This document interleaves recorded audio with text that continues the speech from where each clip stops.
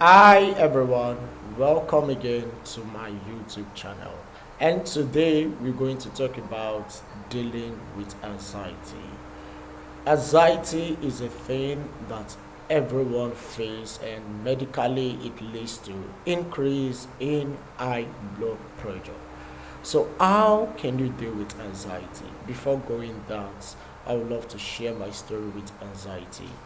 Years ago, I began to think at some certain point in my life about what I'm going to eat, what I'm going to feed on, how will my future look like, where will I generate money from, how am I going to pay my house rent, and what all this does, it's made me worried. I went on day one getting worried, then day two, my state was getting worse. Day three, I couldn't even move again because I was seriously and very sick. Then this really peeled me down. And this is the first thing which I learned from this. When I overcame anxiety, I came to realize that anxiety doesn't solve your problem. It only complicates it, it only makes you feel like there is nothing more.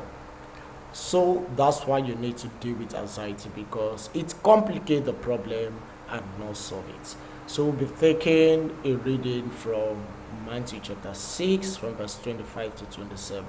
It says, "So my counsel is, don't worry about things, food, drinks, and clothes, for you already have life and body, and they are far more important than what to eat and wear. Look at the birds. They do not worry about what to eat. They do not need to sow or reap or store up food. For your heavenly Father, for your heavenly Father feeds them.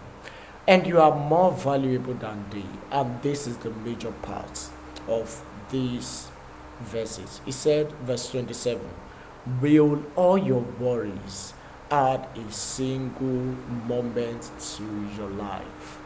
And this is it. Anyone out there who have anxiety, it's just the plain truth that anxiety and worry will not solve your problem. Yeah, I know there are a lot of things out there to be worried about: the insecurity, about war, about lots, and some even the space of house rent, about what to wear, about what to feed, about if you are presentable among your friends, if you are world class, because you always want to meet up the standard. But all this will never solve the problem. Thinking about them, worrying about these things don't actually solve the problem. And this is the best way to tackle your problem. The first is to realize that there is somebody working even while you are not watching. Okay? God is always working even while you are not watching. When you look at Matthew 6, the same chapter, from verse 32 to 34, it says, "So do not worry about having enough food and clothing. Why be like the heathen?" It said, "For they take pride in these things." What they do is they take pride in their possessions, in their net worth, in what they've been able to build, what they have, and this gives them value, and this gives them pride. Then he said, "For they take pride in these things and are deeply concerned about them." Then verse 32, "But your heavenly Father already knows perfectly well that you need them." And verse 33, "And he will give them to you if you first place him in your life and live as he wants." So it's simply telling you that God knows you have need of all these things. And He is working. Yeah, He is working. In the background, He's working. It might seem He's late, but definitely He's working, and He will show up. Let me assure you today, whether it's be the need of paying that rent, whether it be the need of getting a job, whether it be the need of graduating, of being secured, no matter the need, God is working.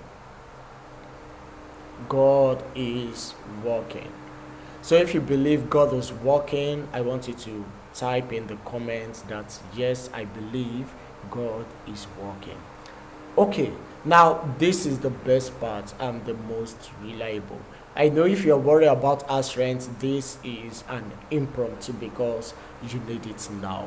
And this is the best way to go about things that you need like right now. For example, your rent is due and you're about to be chased out of the house. You pick up the phone and then you put forth a call to your friends and family and those around you. And this is just the start. You're going to hear no.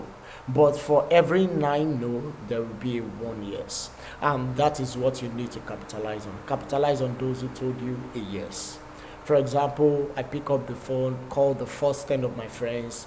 One say yes, I'm going to assist you with this token, and you keep going till you cover your friends, and then you will be able to meet your need. But this is not the best way to live life. Verse 34 is a principle which everyone out there who has made a mark or who is making a mark apply to his or her life, and this really play out well.